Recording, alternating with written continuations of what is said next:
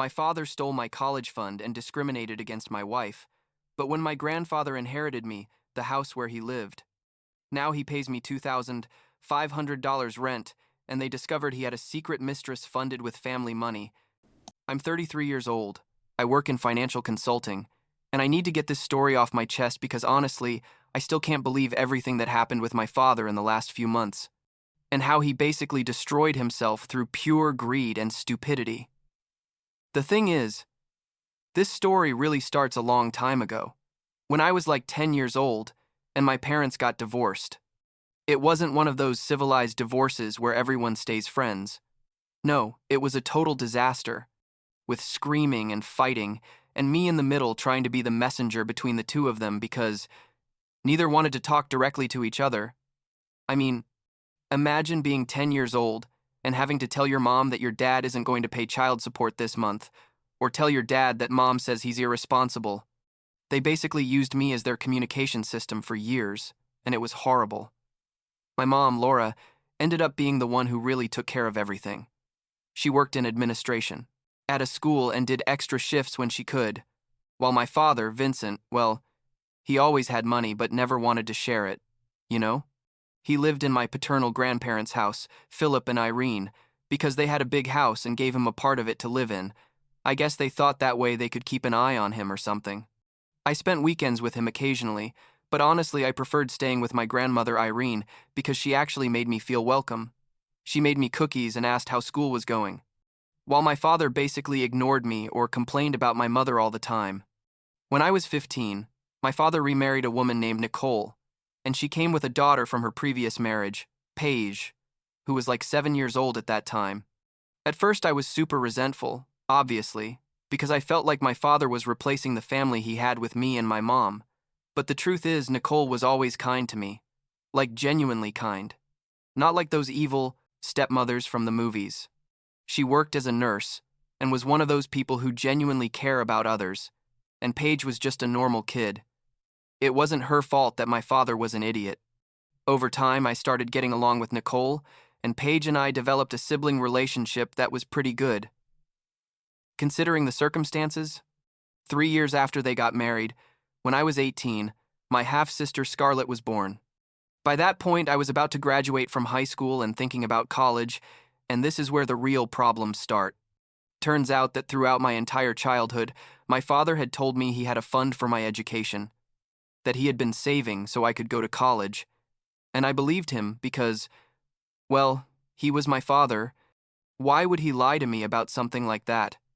So, when the time came to apply to colleges and start looking at costs and all that, I asked him about the money he had been saving for me. And that's when he told me, just like that out of nowhere, that the money no longer existed, that he had used it for the new family, for the house, for Scarlett's expenses, basically for everything except what it was supposedly for. I can't explain how betrayed I felt in that moment.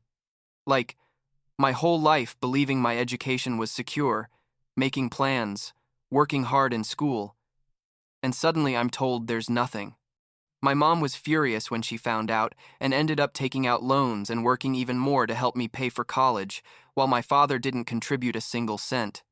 He told me something like, "Well, now you're an adult, you have to learn to be responsible for yourself." And I was thinking, seriously? After promising me for years that you were going to help me? So I went to college with a mixture of rage and determination, worked part-time during all my years of study, took out student loans that I'm still paying, and basically cut contact with my father for a good while. We'd talk maybe 2 or 3 times a year, at Christmas or birthdays, super superficial conversations where he'd ask how things were going, and I'd respond with monosyllables because, honestly, I had nothing to say to him. Fast forward like 7 years. I was 25. I had already graduated and was working in my field, earning decently, living in another city, basically building my life away from all that toxic family dynamic. And out of nowhere, my father calls me. And when I say out of nowhere, I mean we hadn't talked in months. And he tells me he needs to talk to me about something important. I thought, now what? But I agreed to meet because, I don't know. I guess part of me still had that foolish hope that maybe he had changed or something. We met at a cafe near where he lived, And after like 10 minutes of awkward conversation about the weather and my job, he finally gets to the point. Turns out he needed money. Specifically, he needed money for Pagi's college, who was now 17 and about to start college the next year. And here comes the part that left me completely frozen. He tells me he had been saving for Pagi's education for years, had a fund for her, but they had to use that money when Scarlett had a medical emergency a few years ago. Something with her heart. They had to do surgery on her, and the expenses were enormous, and now he didn't have money for Paige. I just sat there thinking, are you kidding me? This guy used my money for his new family, and now he's coming to ask me to pay for my stepsister's education because he used her money for my other half-sister? The irony was too much. But here's the thing. I had no problem with Paige. She had always been good to me. And it wasn't her fault that our father was a financial disaster and a liar. So I told him I would think about it. I talked to my mom about it, and she, being the practical person she is, told me, look, if you want to help Paige, that's your decision, but don't give the money to your father. Do it directly and make sure he's honest with Nicole about what happened. And she was absolutely right. I mean, if I was going to do this, I was going to do it right. So I called my father and told him I was willing to help with part of Paige's college expenses, but with two conditions. One, the money would go directly to the university, not through him. And two, he had to be completely honest with Nicole about what had happened with Paige's fund. I knew Nicole didn't know the whole story, because my father was one of those people who hides things and manipulates information, and it seemed to me that she deserved to know the truth about her daughter's finances. My father wasn't happy with those conditions, especially the second one, but he agreed because he basically had no choice. I paid approximately a third of Paige's college expenses during her 4 years. It was like about $40,000 in total. And, yeah, that's a lot of money. But I saw it as an investment in my relationship with my stepsister, not as a favor to my father. Paige was always grateful, and we maintained a good relationship during those years. She was studying nursing like her mom and was doing pretty well. Meanwhile, I met Roya when I was 27. She worked in the same building as me, but for a different company. And we met in the elevator in a super casual way. She's of Afghan origin. Her family emigrated when she was a teenager, and from day one there was an incredible connection between us. We dated for 3 years, and when we finally decided to get married and I told my family, my father immediately had a problem with it. He didn't say directly that it was because she was Afghan, but it was obvious, you know? He made comments about cultural differences, about how our families were very different, about how I should think about it better. Basically trying to disguise it as paternal concern, but being completely racist underneath. I told him very clearly that his opinion didn't matter to me, and that we were going to get married anyway, and that if he couldn't be respectful, he simply shouldn't come to the wedding. So, we get to last year. I was 32, and we were planning the wedding for a few months out. The costs were piling up. You know how it is. The venue, the food, all that. And I had been paying for everything out of my own pocket plus what Roya's family was contributing. Her father is a super generous guy who basically insisted on paying half of everything. But it turns out I had lent money to my father like 2 years before. It was about $15,000. He had told me it was for house repairs or something like that he would pay me back in 6 months. And obviously he never paid me back anything. So, I decided to ask him to pay me back that money to help with the wedding expenses. I sent him a very polite email explaining the situation and asking him to pay me what he owed me. And his response was basically, I'm not going to give you money for a wedding I don't agree with. If you want to marry her, that's your problem, not mine. Like, seriously? Not only does he refuse to pay me what he owes me, but he justifies it with his racism. That was the straw that broke the camel's back. I was absolutely furious, and Roya was furious too. Not so much about the money, but about the insult. About the fact that this man was so full of hate that he'd rather steal money from me than support my marriage to someone from another culture. And I decided that enough was enough. That I had been too nice for too long with a man who had never been a real father to me. So I did something that was probably petty, but that I felt completely justified in doing at the time. I wrote a detailed email, like really detailed, explaining the entire history of my relationship with my father, from the divorce to the college fund that never existed, going through how he had used me to help Paige after using her money, and ending with how he had stolen $15,000 from me and refused to return it for racist reasons. And I sent it not just to him but to the whole family, Nicole, Paige, my grandparents, Philip, and Irene, basically everyone who had a right to know what kind of person he really was. The reaction was immediate and explosive. My father called me like 20 times that day. I didn't answer any of them. Nicole wrote to me, saying she needed to talk to Vincent urgently. Paige sent me a message saying she didn't know anything about the borrowed money, and that she was horrified. But the most important call was from my grandfather, Philip. Philip called me the next day and told me he needed to tell me something. Turns out that when Scarlett had her medical emergency years back, the surgery and all the treatments, all of that had been paid for by him, by Philip, not by my father's health insurance or by Paggy's supposed fund. My grandfather had paid every cent of those medical bills. It was like $150,000 in total. And he did it because she's his granddaughter, and because he could afford it. He has a very good pension and savings from a lifetime working as an engineer. I mean, my father had completely lied to me. He hadn't used Paige's fund for Scarlett's medical expenses because Philip had paid those expenses. So, where was Paige's money? That was the million-dollar question. And Philip was as furious as I was. He told me he had suspected for years that his son wasn't honest with money, but now he had clear proof. And here's where things got really interesting. My grandfather told me that the house where my father had been living his entire adult life technically was Philip's property. He had never transferred the title to my father. He had simply let him live there, because he was his son.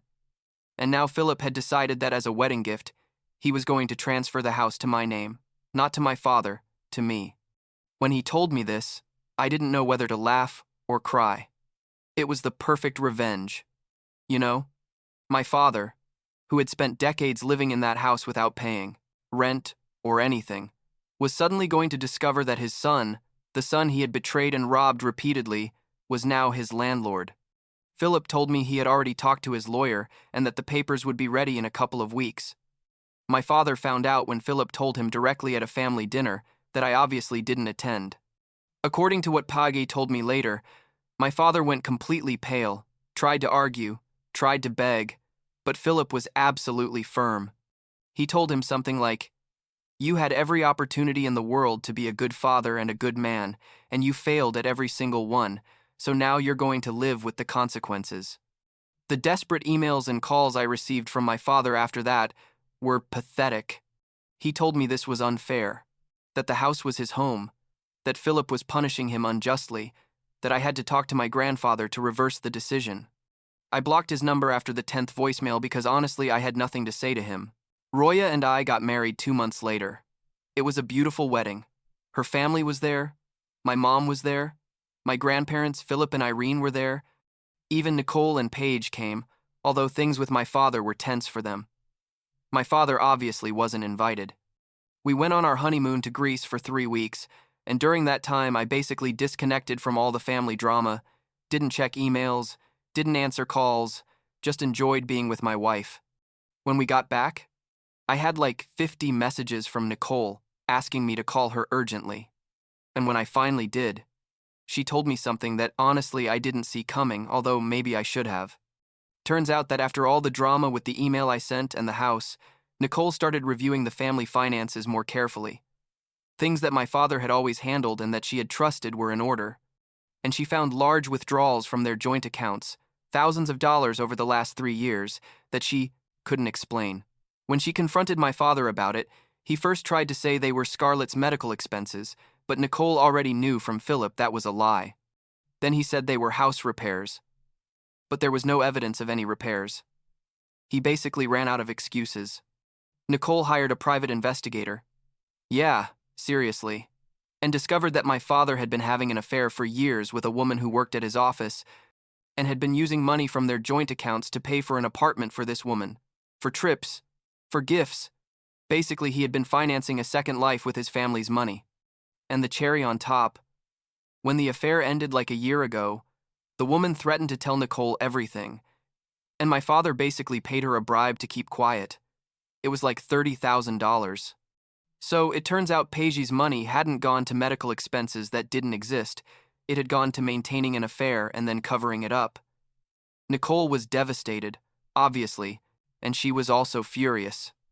She told me she was going to divorce him, and that she wanted me to know what had really happened, because I deserved to know the complete truth. Nicole moved out of the house with Scarlett. They went to live with Nicole's mom temporarily. Paige, who had already finished college and was working, decided to stay with her mom too. They left my father alone in that house that was now technically mine, and he basically had a complete breakdown. He tried to contact me again after Nicole left, long dramatic emails about how everything was a misunderstanding, about how we could resolve this as a family, about how I needed to forgive him because he was my father. I responded exactly once. I told him that he had stopped being my father a long time ago, probably around the time he stole my college fund, and that now the relationship we had was strictly that of landlord and tenant. And I followed through with that. I sent him a formal rental contract, establishing a market rent for the house, $2,500 a month, which honestly was less than it would be worth in rent, but I wasn't going to be charitable either. I gave him the option to pay or move out. In the end, he decided to pay because getting another place would cost him more, and he probably wouldn't qualify for a loan with his financial history being the disaster that it is. The rent money I split between my mom, Laura, and Nicole, $1,250 for each one. My mom at first didn't want to accept it, said it was my money, but I explained to her that she had paid for my college when my father didn't. So this was basically giving her some of that back. Nicole accepted the money because she needs it for Scarlett and to rebuild her life after the divorce, which is still in process, but basically it's a done deal. Paige and I continue to have a good relationship. She understands that none of this is personal against her or against Scarlett, and in fact, she's thanked me for helping her mom financially. Scarlett is 15 now, and Nicole is trying to explain the situation to her in an age-appropriate way. But she basically knows that Dad did very bad things, and that's why they don't live together anymore. My grandfather Philip is living his best life, honestly. He's 78 years old and is super proud of having finally put his son in his place. He told me recently that he had been too permissive with Vincent for years, letting him live in the house without real responsibilities, and that he regrets not having been firmer before. But better late than never, I suppose. Roya and I are happy in our marriage. We just celebrated our first anniversary last month. She knows the whole story, obviously, and she completely supports me in the decisions I've made. Her family has also been incredibly welcoming. It's ironic that the family my father rejected for being different has been more family to me than he ever was. Last week, my father sent me an email asking if we could talk, saying that several months have passed and that maybe it was time to try to reconcile. I read it, deleted it, and went on with my day. I have no interest in having a relationship with him, and honestly, I don't feel like I owe him anything, not even a response. He had 30-something years to be a decent father and chose not to be at every opportunity he had. Sometimes I wonder if I'm being too harsh, if I should be more compassionate or give him another chance. But then I remember everything, not just what he did to me, but what he did to Nicole, to Paige, how he manipulated and lied for years without any remorse until he was caught. And I realize I don't owe him anything, and that it's okay to protect myself and my new family from his toxicity. The other day I was reviewing the month's rent payment and I thought about how absurd the whole situation is, my father paying me rent to live in the house where I spent some weekends of my childhood feeling unwelcome. Life is strange sometimes, I guess. But at least now, I feel like there's something resembling justice in all of this.